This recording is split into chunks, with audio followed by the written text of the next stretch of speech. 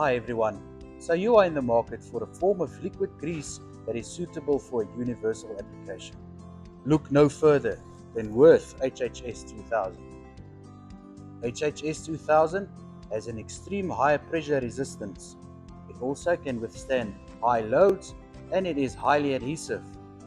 It eliminates squeaks, is resistant to water and has a high heat range as well, from minus 25 degrees to 180 degrees.